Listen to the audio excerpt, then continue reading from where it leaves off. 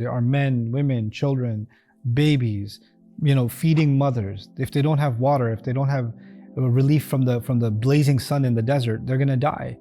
Allah sends a cloud that followed them, like a portable umbrella, without, just going everywhere with them. And of course, it's giving rain and giving relief to them also, right? It's keeping them cool while they have no homes to go to. ثم بعثناكم من بعد موتكم لعلكم تشكرون وظللنا عليكم الغمام وأنزلنا عليكم المن والسلوى كلوا من طيبات ما رزقناكم وما ظلمونا ولكن كانوا أنفسهم يظلمون. بسم الله والصلاة والسلام على رسول الله وعلى آله وصحبه أجمعين. Assalamu alaikum wa rahmatullahi ta'ala wa barakatuh, everybody. Today, inshallah, we're going to read from ayah number 49 onwards of Surah Al-Baqarah. And this is in the context of, in fact, relief. Last time we spoke about the relief that was given in the end to the family of Yaqub alayhi salam. And of course, the family of Yaqub alayhi salam eventually go on after some generations to become the children of Israel. That is the descendants of Yaqub alayhi salam that we're talking about.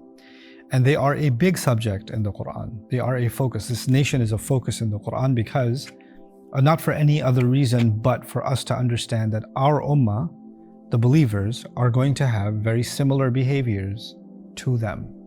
We're going to face similar challenges to them. And we're going to have to watch out for their responses. Like Allah did them favors, Allah will do us favors. They have failures, we might have similar failures. Allah is teaching us through their example what failures to avoid and what to learn from and what to see of their behavior in ourselves as a nation. So sometimes in the Quran there is the model of an individual and you look at yourself as an individual and say, how do I measure up to that individual? Other times in the Quran there's the model of a nation and we look at ourselves as a nation and see how is our national behavior, our ummah level behavior, mimicking or mirroring the behavior of other nations that came before us. So the examples of those nations are given so that we can reflect not just as individuals but as a collective. Now, coming to the point for the Israelites, Allah mentions, Ya Bani Isra'il adhkuru ni'mati allati an'amtu alaykum. Make mention of the favor that I did to you, children of Israel. So Allah is going to list a number of His favors. Now the problem is, every favor Allah gave them is they're in a crisis and Allah brings them out of the crisis. Then they're in a crisis and Allah brings them out of the crisis. And there's two kinds of crisis. There's a crisis that others are putting on them or the situation is bad. Like the Pharaoh is putting them in a crisis, right? So the opening ayah will be, when we rescued you from the clutches of the descendants of the Pharaoh, the dynasty of the Pharaoh. They were humiliating you with the worst kinds of punishment. سُوءَ الْعَذَابِ يُذَبِّحُونَ أَبْنَاءَكُمْ. They were mass slaughtering your children. وَيَسْتَحْيُونَ نِسَاءَكُمْ. And they were letting your women live, which is, by the way, an indirect way of saying they were violating your women. That's embedded inside يَسْتَحْيُونَ نِسَاءَكُمْ. وَفِي ذَلِكُمْ بَلَاءٌ مِّن رَبِّكُمْ عَظِيمٌ has dual meaning. It means it was a great test for you, but if you tie وَفِي ذَلِكُمْ بَلَاءٌ with نَجَّيْنَاكُمْ, bala is لغة الأضداد, they say in Arabic, means bala means fitna, and bala also means ni'mah in Old Arabic. So actually in rescuing you was a great relief from Allah, a great blessing from Allah. And you'll notice all of the ayat will be some kind of relief. You notice the next ayat, إِذْ فَرَقْنَا بِكُمُ الْبَحْرِ, when we parted the water for you. So they're escaping the people of the Pharaoh and his armies. فَأَنْجَيْنَاكُمْ, we rescued you once and for all. وَأَغْرَقْنَا آلَ فِرْعَوْنَ, and we drowned the entire dynasty of the Pharaoh. So we didn't just drown the Pharaoh, we drowned his entire power structure. So now even if the Pharaoh drowned, somebody else might come and take revenge. It's not easy, it's not so hard to cross the water, right? They might come next month, next year. But Allah says, I ended his power structure once and for all. You were safe forever. And you saw that come to an end in front of your eyes. وَأَنْتُمْ تَنْظُرُونَ. Because if you didn't see it with your own eyes, even if you crossed the water, you'd keep looking back. Because they have ships too. And they have other means to get back to you also, right? But Allah wanted you to see that this is a long relief, permanent relief. You had no way of retaliating against the Pharaoh when he was coming at you. All you could do was stare. Allah is the one who drowned him And your contribution was watching. Like you had nothing else to, and yet Allah took the mightiest army in the world and decimated it in front of your eyes, where the only thing you had the power to do was watch. وَإِذْ وَاعَدْنَا مُوسَى 40 لَيْلَةً. And after that, okay, now Allah has done this enormous favor to you, and Allah calls His Prophet Musa alayhi salam for 40 nights for a meeting, and behind his back, you turn back into pagans. ثُمَّ اتَّخَذْتُمُ الْعِجْلَ مِنْ بَعْدِهِ وَأَنْتُمْ ظَالِمُونَ. You messed up big time. Now, if you mess up, so I told you there's two kinds of disasters. There's disasters coming from the outside, the enemy, the Pharaoh, the desert, you're dehydrating in the desert. The other kind of disaster is your own mistakes. That's a disaster too. So one disaster will get you in trouble with people, the other disaster will get you in trouble with Allah. And this time you messed up, you're in trouble with Allah. And Allah says, after that, ثُمَّ عَفَوْنَا عَنْكُمْ. Even then we pardoned you. Even after you messed up and you did the ultimate crime. إِنَّ الشِّرْكَ لَظُلْمٌ عَظِيمٌ إِنَّ اللَّهَ لَا يَغْفِرُ أَن يُشْرَكَ بِهِ وَيَغْفِرُ مَا دُونَ ذَلِكَ لِمَن يَشَاءُ. Allah does not forgive that shirk should be committed with Him. He may forgive other things, and He makes an exception and gets you to even accepts your apology for that and lets you go as a nation. لَعَلَّكُمْ تَشْكُرُونَ. So this time you may be grateful. Okay, another chance given to them. وَإِذْ آتَيْنَا مُوسَى الْكِتَابَ وَالْفُرْقَانَ لَعَلَّكُمْ تَهْتَدُونَ. Another relief is actually the book of Allah. How should we live? What should we live by? And by the way, in Fatiha we learned the ultimate mercy of Allah is His guidance. So it's the ultimate mercy of Allah isn't even that they escaped Egypt or that they were forgiven, but actually the ultimate, the climax of Allah's rahmah on humanity is He will give them instruction and talk to them. Ar-Rahman allama al-Quran, right?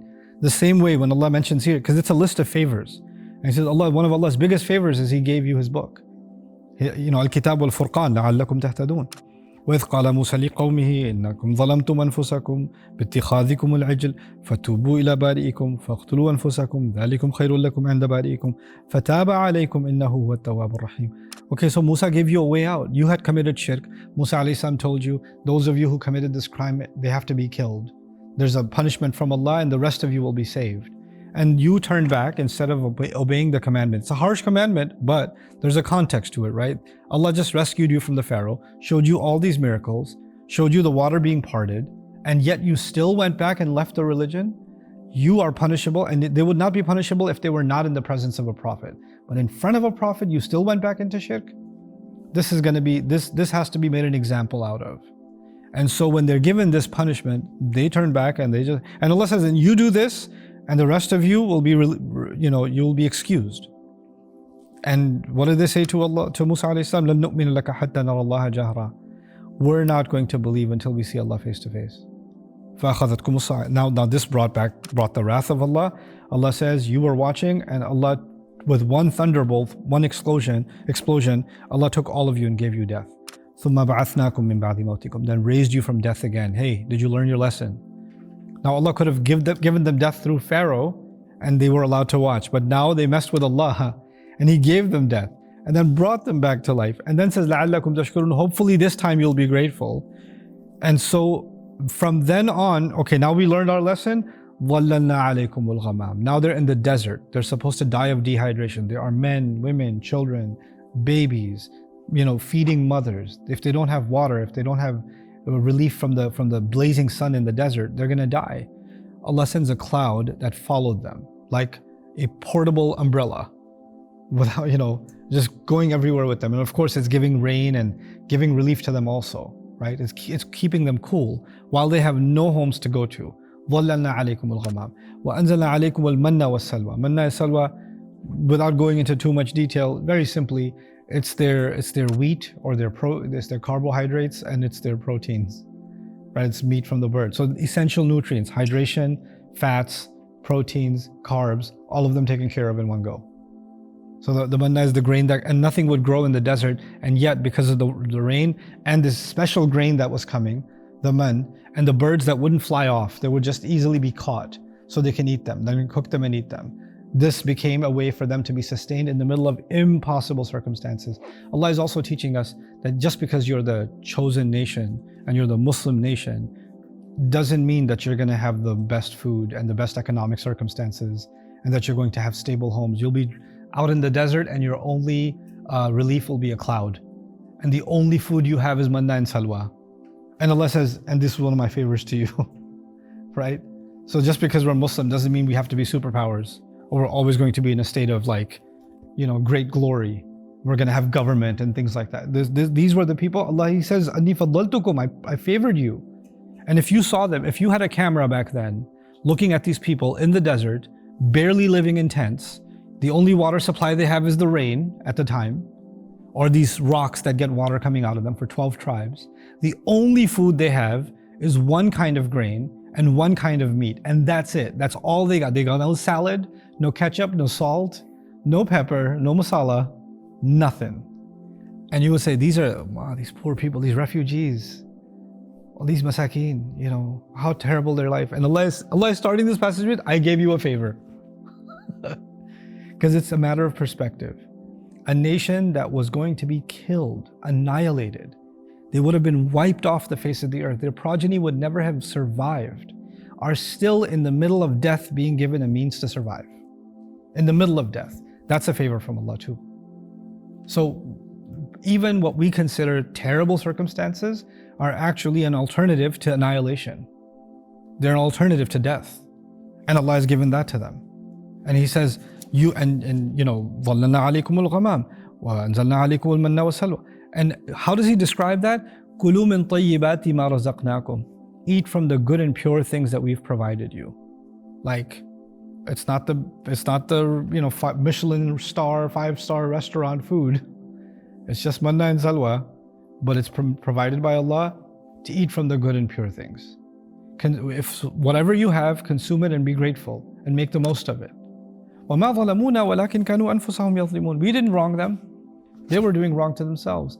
Relief after relief after relief after relief. And one of the ways of being ungrateful to the favor of Allah is, here Allah is giving you relief, and you're like, but that's not the order I placed. I had a different kind of relief in mind. I don't like your version of relief. I want my own version of relief. I want the relief to work on my preferences. Allah is giving us this perspective in these ayat. Things could have been so much worse. Look at where you were with the Pharaoh. Look at what you have now. And the last thing I'll share with you, not as an individual, but as a nation.